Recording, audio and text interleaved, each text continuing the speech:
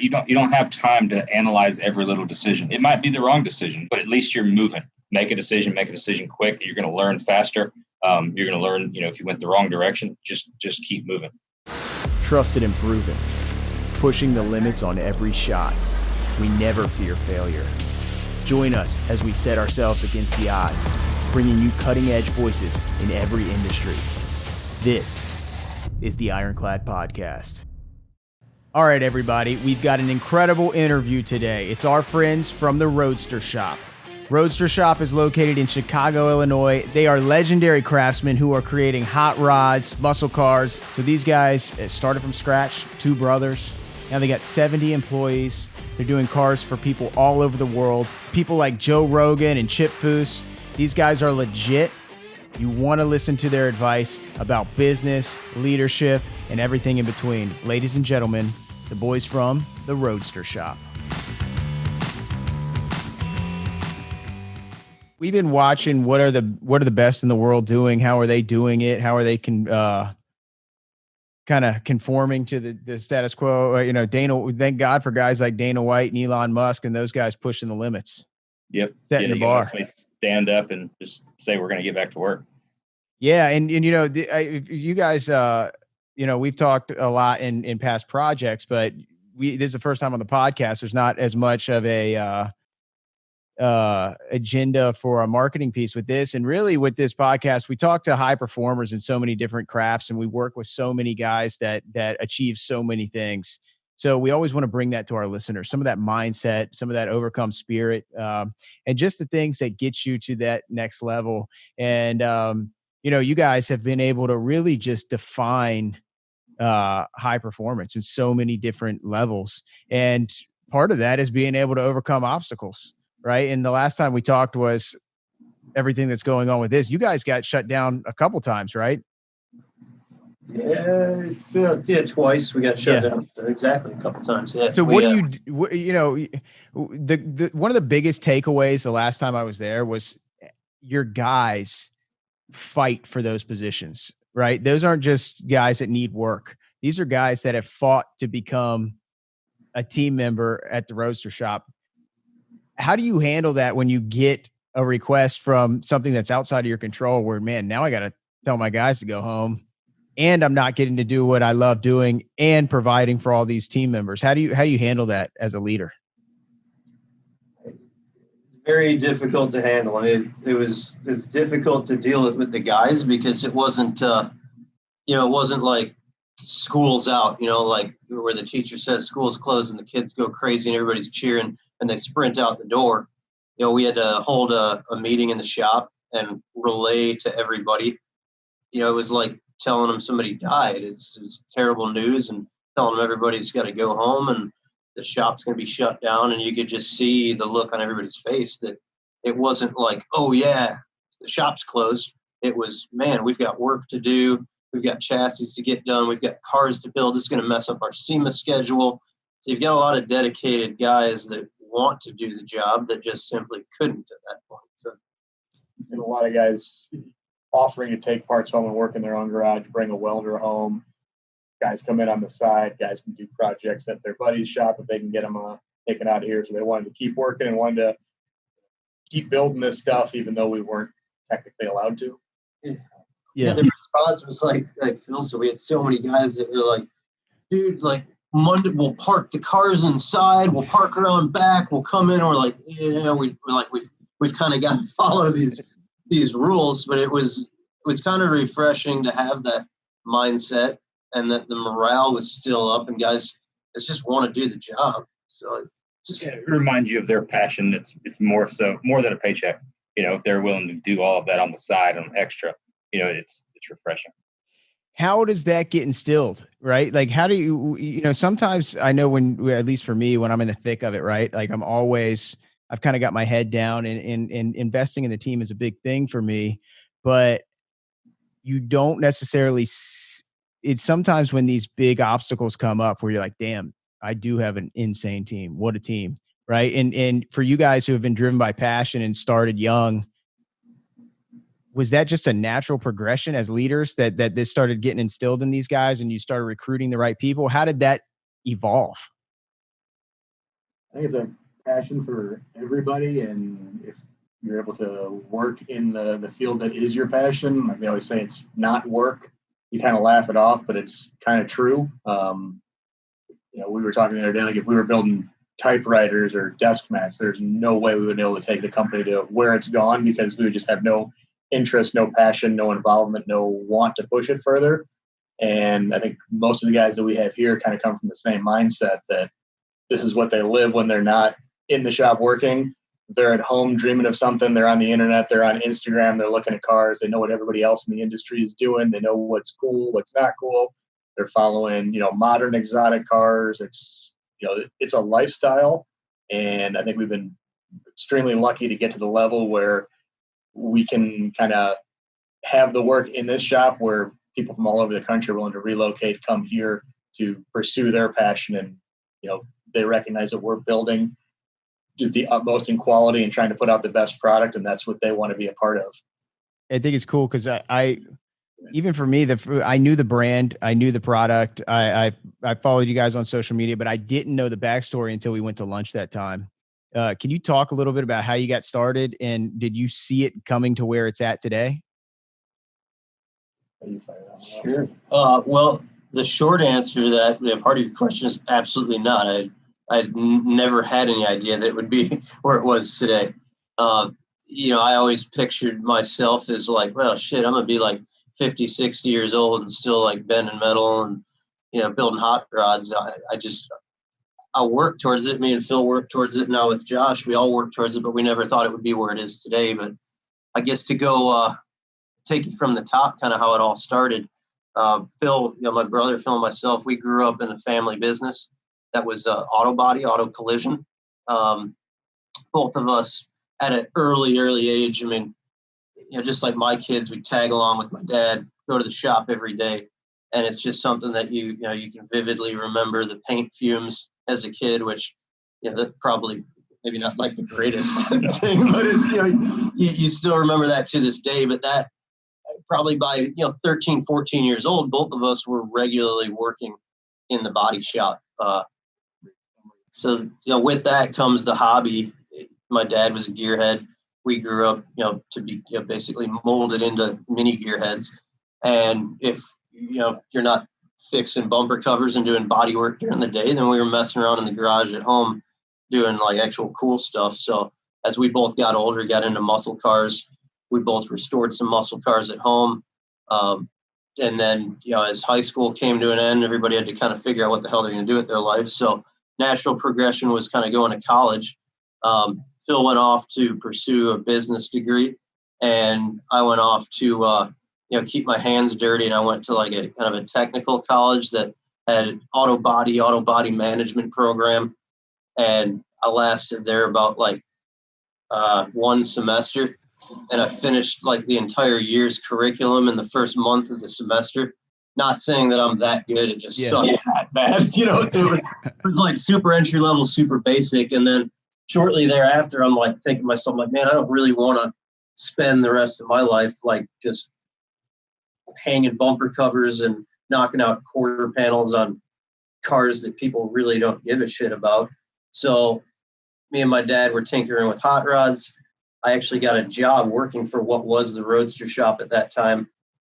Old man ran it. There were two other employees, super low key. And I worked there for about 2 years, and he passed away. And that's when Phil and my dad came in, and together we took over, the kind of little ma and pa hot rod shop.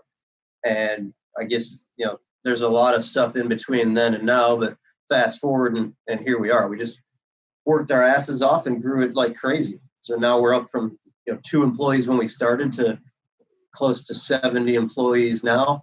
We're in about 8,000 square feet, and now we're just shy of 50,000 square feet. That's crazy, man. I didn't even realize that. When you're driven by passion and your passion drives your quality, your work ethic, your leadership, sometimes you have to learn some hard lessons because you're learning the business growth. You're learning the leadership skills, the running of a team. Can you guys talk about some of those lessons that you've had to learn the hard way and how they've made you better? There's a whole lot of them.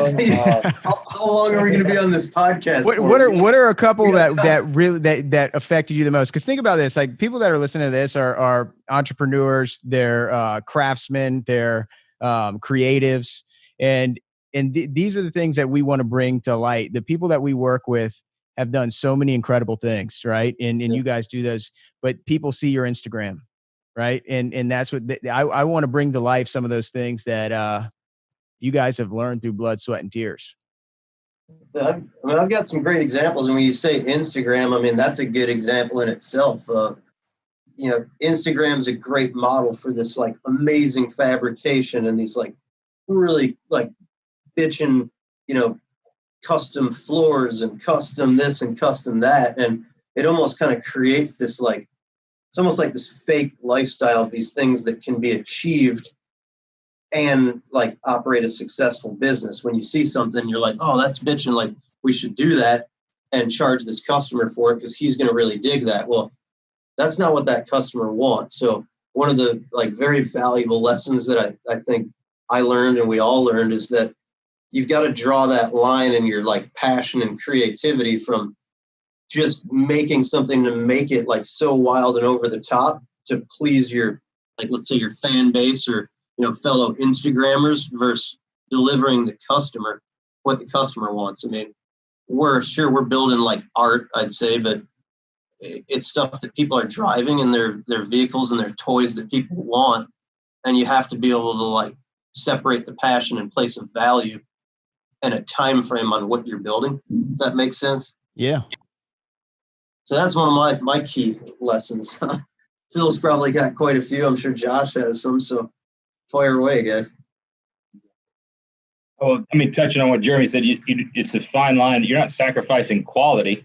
You've got to understand that what that customer wants, and give him what he's expecting versus just saying, I'm going to show off. I'm going to make something cool. It doesn't mean what you're building is any less than, or it's less quality. I mean, gun manufacturers or any manufacturer has to look at the same thing. They could build, a gun that was, $65,000 that had all of the individual, hand filed parts.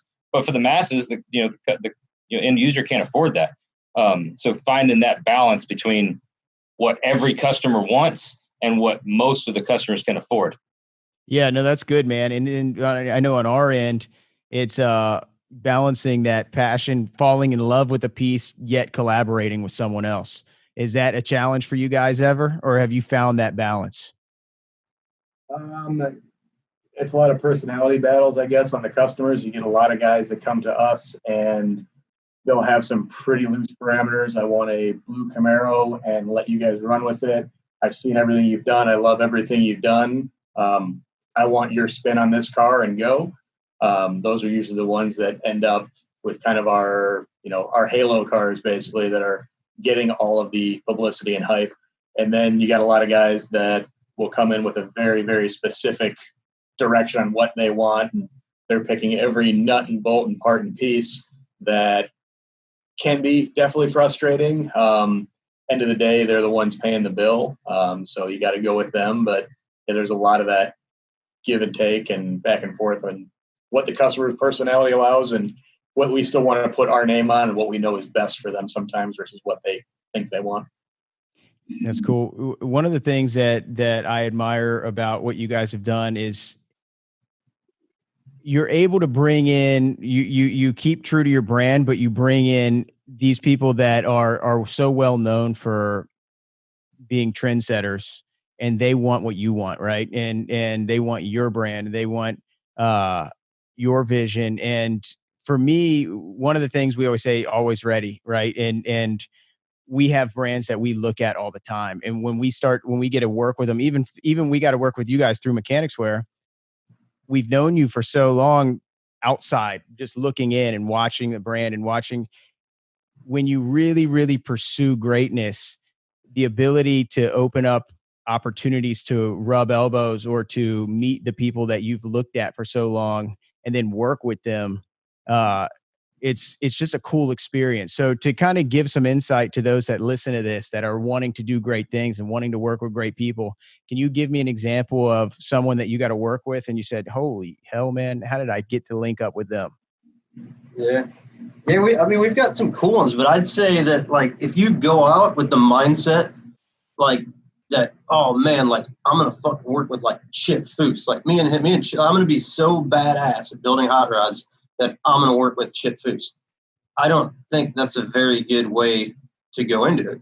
But with that being said, like, I've always, like, looked up to Chip Foose. I mean, I kind of idolized the guy and thought, I mean, obviously he's, like, as good as it gets in our industry. And without going out there and being like, I'm going to be like Chip Foose. I want to work with Chip Foose. I'm going to do this. I'm going to keep getting better. I just concentrated on what I know how to do and kept getting better and better and better at what we do, until one day Chip Foose calls to order a chassis. And I'm like, whoa, that's awesome. And I get to look at the check that's signed by Chip Foose. I'm like, to me, that's an accomplishment. That's, super, super cool. And to, like, rub elbows with Chip afterwards at SEMA and him to give us some positive feedback and say, man, the car rode amazing. Hey, this worked awesome. Hey, you should try doing this on the next one. That was pretty cool. Yeah, that was definitely something that I'll always remember. Piggyback off that, we've been a lucky position where we've never sat down and had, like, brand direction meetings or how we want to go or what's going to be beneficial for the brand in a specific way. It's just kind of organic and real, and this is how we do it. And it's really paid off dividends, and good sense of accomplishment that we had the right vision and we put everything we had into it to build it this way because we wanted to be happy, and all of our customers and, other vendors and partners have recognized that and jumped onto it and kind of want to get a bit of that and want to partner with us as well.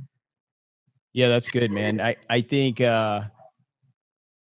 the ability to do what you guys have done at such a high level and link up with guys like Foose, but also hit with guys like Rogan and guys that are actually, I mean, they define culture. They define culture, and you guys are creating a piece of art that someone who defines culture is using. So just from an outside looking in, you guys are making impact on the world beyond just craftsmanship. And I think the other thing that it does is it promotes craftsmanship. I think right now with this COVID situation, we see it more and more. Everyone's like, what the hell? We've been sourcing what? We've been doing what? Nobody's sustainable. Nobody knows how to do anything. And you guys have been on another parallel doing these things and bringing it into culture more and more and breaking molds. So I don't know. Do you realize that? Have you realized that? We never really stop to smell the roses, Yeah. That's always been, again, maybe that's, like, part of, like, our success. Like, I don't watch myself on the TV shows I show up on. I don't really read the articles for the cars that were featured in, on the cover of magazines. It's like, it's almost a little, like, humbling, and I just kind of like to just blow past it and keep doing my thing.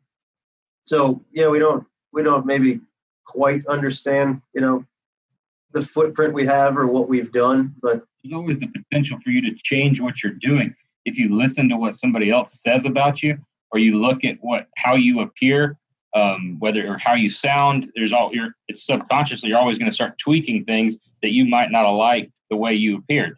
If you don't worry about that part, then you would never really change. Not saying you don't progress, you just don't, you don't change. You stay true to who you are. Yeah, that's good, man. Well, I think that, like I said, the world needs it. I think that you guys are inspiring people through your actions and just through, even like you said, the shiny world of Instagram. If that gets people in and wants to inspire people to get things done with their hands and make things happen. And then you see things like this, the COVID, it shuts people down and you guys still go and it promotes sustainability. I think you're living a life of purpose right there. Whatever can be done to propel the maker world and younger generation coming up to actually want to work with their hands. I remember, when we were all younger, Motorcycle Mania and Jesse James, promoting that culture. And it was just, there were people that didn't even know what those tools were, what he was making. It was just badass to them. and they wanted to go do that. So they sought out these tech schools. They wanted to learn how to TIG weld. They wanted how to learn shape metal. Keeping that, I guess, alive for the younger generation. And we all have kids, and, seeing what they're interested in and making sure that they, it's not a bad thing to work with your hands or get dirty or learn a craft or a trade. We all can't be bankers. I'm not smart enough. Are you concerned? Or do you see your kids joining in? Do you see your kids following that footstep? I think at least my son will. My daughter, I don't think really shows any interest. At 16, it's tough to tell what a 16-year-old wants. Yeah, it's tough, man. Mine are so young right now, I can't really tell. But I'm as long as they can take away that they can. I want when they're 18, 19, 20 to have the world at their wherever I am in life. I want them to pick up right there, to know that they can go wherever they want. They don't necessarily need to be directing films, but if they want to take that to another level, as long as I can show them that path. But I don't know, man. There's a lot of distractions in the world right now. There might not even be a world, when it comes time for my son and daughter to get out there in the workforce. They might not even ever drive. Most people are either Ubering or self-driving. Yeah. Yeah, I don't know. My kid's a diehard. My son, he's 9 years old. And he's a diehard gearhead. I mean, he's my mini me. So he's grown up in this. I mean, he comes to the shop. He welds. He shapes sheet metal. All he does at home is watch Roadster Shop YouTube videos. He knows every car, the horsepower, the motors. So he's got a better grasp on the industry already at 9 than I think a lot of guys do that have been in it for years and years. So he's got the bug.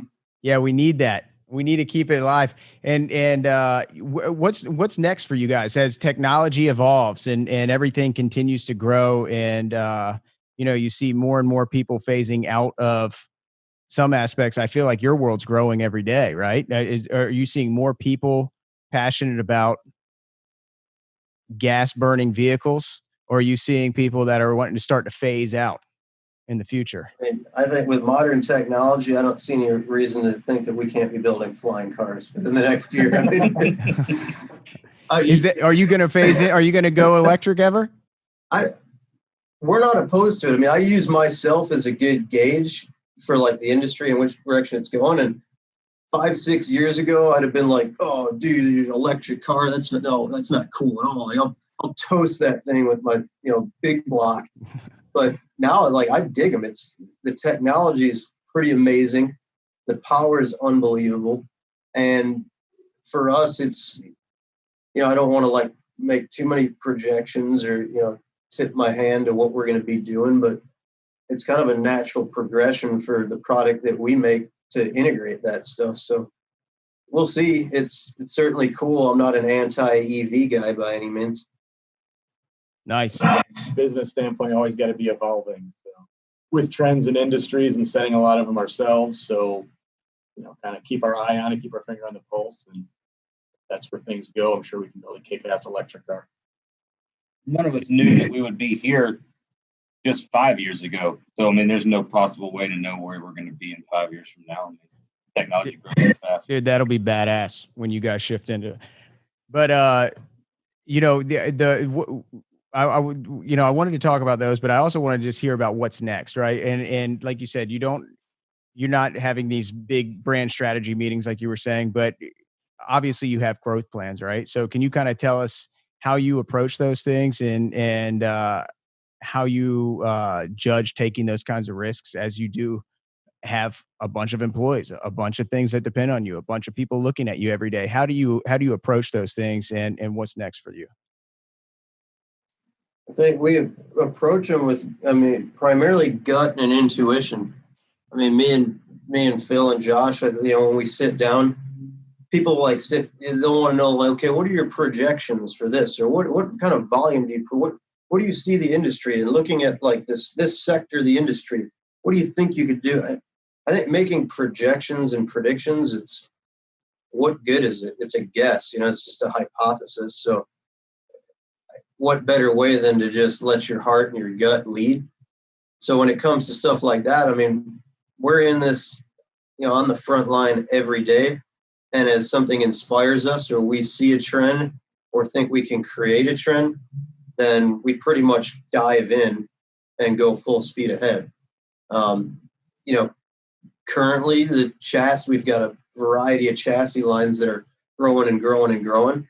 So we're focusing on just adding, new applications, different makes, different models, streamlining some processes. But as far as big picture stuff goes, I mean, we're seeing some sizable growth, and it's just continuing to add to the team, grow the facility, add technology, add some more machinery, add equipment, and just, I guess we seem to be settling into a pretty good recipe right now to keep it rocking and rolling.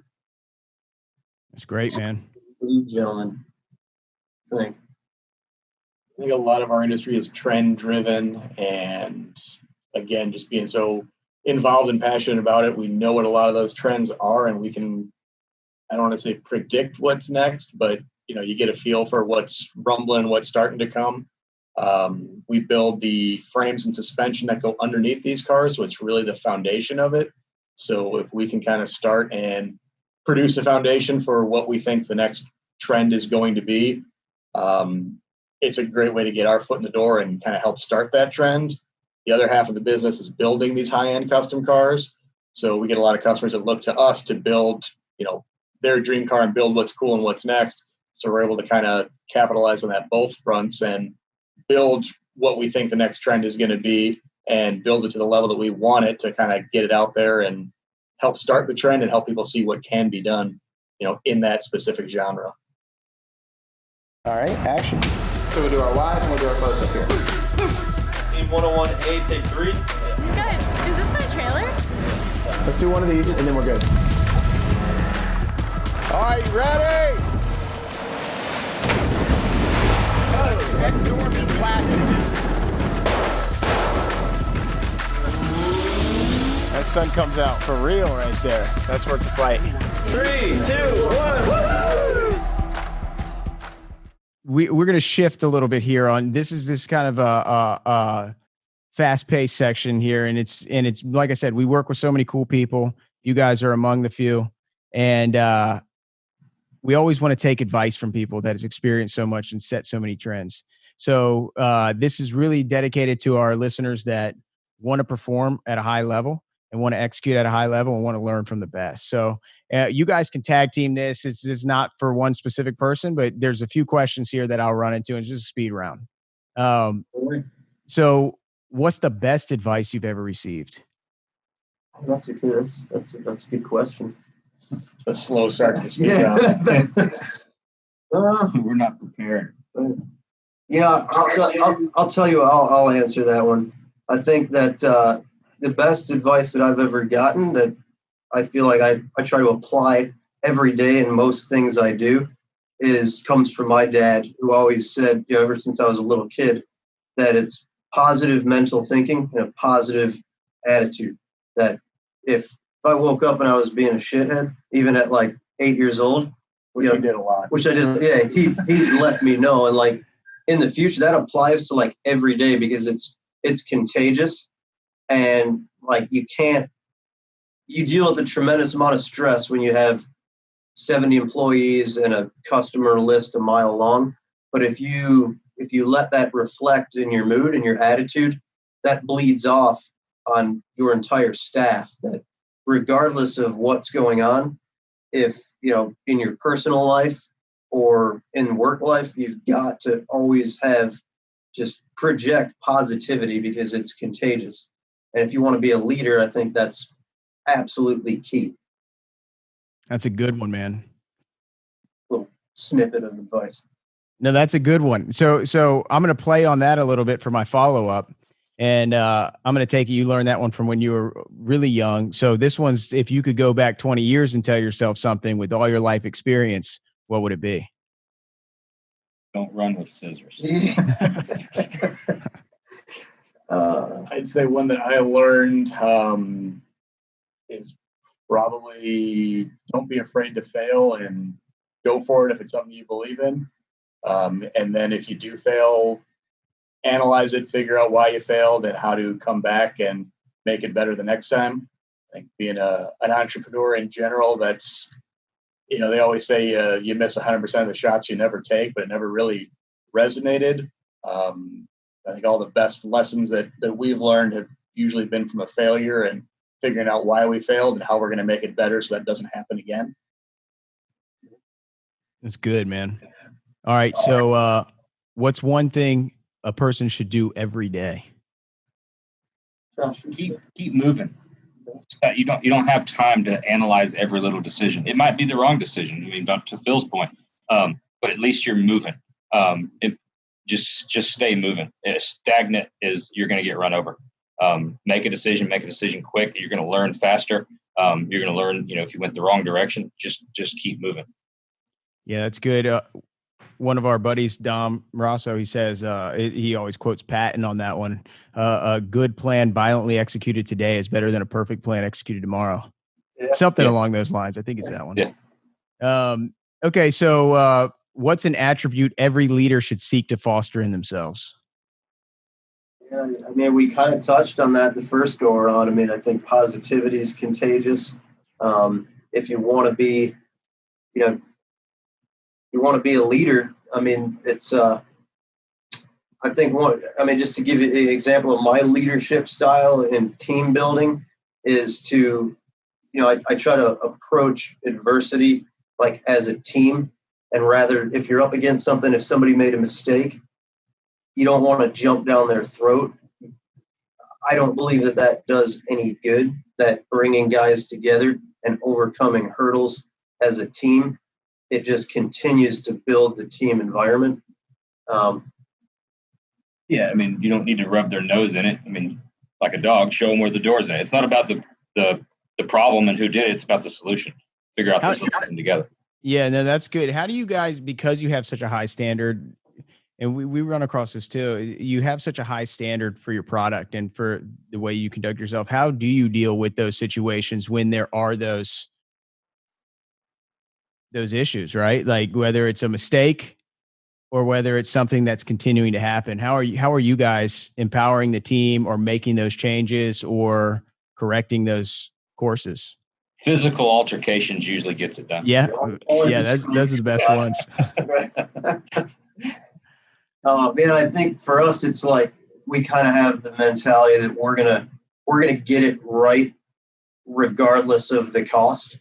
So, again, maybe not like the best business decision, but, if something's not right, we don't always look at it from, what's the profit and loss? What, how are we going to be in the red on this if we go backwards? I'd rather, eat it, lose the money on that job and make it right. Everybody's going to run into a situation where something gets screwed up, something doesn't go wrong, but if you kick it out the door and make excuses, that could come back to forever haunt you. If you just don't accept, never accept anything but the highest level of quality at any expense. And it's in the long run, I think that it pays off. You might have to, eat it here and there, but 5-10 years down the road, it's gonna work out in your favor. I love that one. I love it. Okay. And this one is good because when you're driven on passion, like many of you are, and I'm sure many of your team is, it's easy to just kind of go with where your mind takes you on some things. But discipline is such a pivotal thing when it comes to becoming successful when pursuing your passion. So what is a best practice to stay disciplined while you're in pursuit of your passion? They really just kind of being able to take a step back and look at the big picture and be objective. That is this a decision based on just passion, or is it still have the end goal in mind? Are we still going in the overall direction that the project, the business, the brand needs to go? Not get tunnel vision, basically. That's good. All right. So I got two more. This one is, we got a lot of young listeners to this. And like I said, a lot of them are creatives or entrepreneurs, craftsmen. A lot of these guys get in their own head, right? And they don't know where to start, but they want to make an impact. They want to pursue greatness. What would you tell a young listener that doesn't know where to start, that wants to make an impact on the world? Just get started. Yeah. Just make something. again, going back to things I've heard and advice I've gotten in the past is I can remember being told just do something, even if it's not right, which is just like what Phil, you got to just get started. You have to just physically do it. And if you have the talent and you have the drive, getting started is typically the most difficult part. Because if you're in your head and you're overthinking it and, oh man, I want to do this, I want to do that, and trying to like plan out this long, future goal, it's never going to happen. You have to pick up the tools and cut a piece of wood, bend some metal, weld something together, write something down on paper, physically do something and get the wheels moving and stick with it. Power is literally everything to us. When you're a professional traveling as much as we do, we can't sacrifice on power to get the perfect shot. The last thing you want to be worried about is your battery. We're very selective with the brands that we trust. Not sure if we're going to have a charging station, but we have an entire drawer full of core batteries. Knowing that we have power that we can trust when we're out here on the road makes all the difference. Power is something that's easy to take for granted until it fails. You risk losing your data, you risk losing the stuff that you just worked so hard on. Without proper power, our equipment, no matter how great the technology, are paperweights. Just wrapped our chute in the Philippines, tested them in the elements, the heat, the wind, the rain. Usually when it's really cold, power gets zapped like that. It's freezing out here, and this power's been holding all day. We rely on powering products that are designed to meet our rigorous demands, so we never miss a moment. So we have the primes, we have the minis, different power solutions for different power needs. They last forever. We got a visibility on how long we have on them. Intelligent Power and air travel certified. To charge our phones and charge our devices. There are some cool things Core has in the works. Stay tuned for the Helix.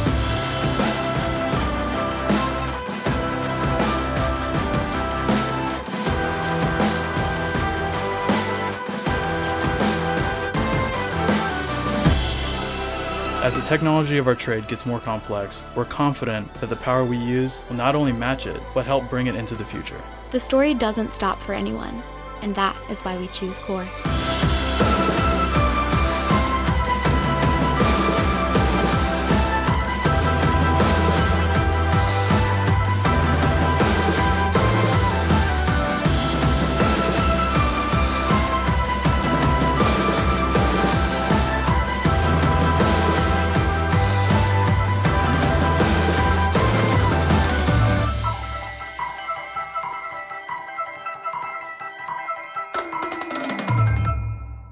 So this one is my favorite question to ask, and I hate it because there's three of you guys, so I might have to ask all three of you to answer it. But this is something that I always pop it on people, but it truly is my favorite part of this because I always try to implement one every week. So if I had to ask you to prescribe a challenge for the next week to listeners that are to start right now that would dramatically make an impact on them, what would that challenge be?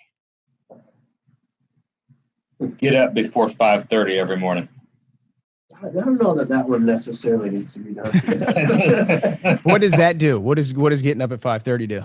You feel superior just by getting up before 60 to 70% of the population. I was told as a young age, you got to get up in the morning to get up in the world. So you just got to get moving. It goes into with everything else that we've been talking about. Get up. I mean, you're sleeping is for nighttime. When the sun's up, get up. Good one. I don't know. All I think that guys need to do is get yourself into a routine. I mean, a little bit like what Josh said. If I found, at one point I kind of found myself like a little bit like getting down in the dumps, and I found that just like that, get your ass out of bed, get to the gym every single morning, and get in a routine. Regardless if you're like a pro bodybuilder or you're, just trying to get in a routine, just get to the gym, start your day off, energize yourself, and just put an honest day's work in every day. Don't make excuses why I'm going to duck out early. Get in, put in a 10-hour day every day of the week, and get in a routine. It's good stuff. It's good stuff. If I'm going to go with kind of touch on one of your other questions from earlier and more of a find something that you have a gut decision on and go with it and do it instead of over analyzing, or we've been joking the term perfection paralysis. Yeah. Always comes in that you don't want to do anything because you need to have it perfect. Get started on it, get moving. If it's something that you're passionate about and believe in, and refine it as you go. That's good, man. We call it paralysis by analysis over here too. Everybody has it, man. It's so easy to fall into it. And I agree with the mental edge you get when you start implementing these things. It is a different, when you walk into a room and you have that mental edge, it allows you to perform at a higher level. Yeah. It really does. Well, hey guys, listen, that was it, man. That was it. I really appreciate your time. I know you guys are slammed. I know you guys are making up for lost time too. And there's no shortage of work to be done. So I really appreciate the time you put in and the words of wisdom you've given us. Hey, whatever we can do to help, man. Help someone. Got to inspire the youth of today, because it's not looking real good right now. So it's not good, man. Out there. Everybody's got to get out there and build some stuff and chase those dreams, make something happen. They've got to get it, and that's what for us. We call it defending freedom through content, but because we have to break these chains. The people are mentally bound, spiritually bound, physically bound. They're not taking care of themselves. They're putting crap in, crap out. Yep. It's tough, man.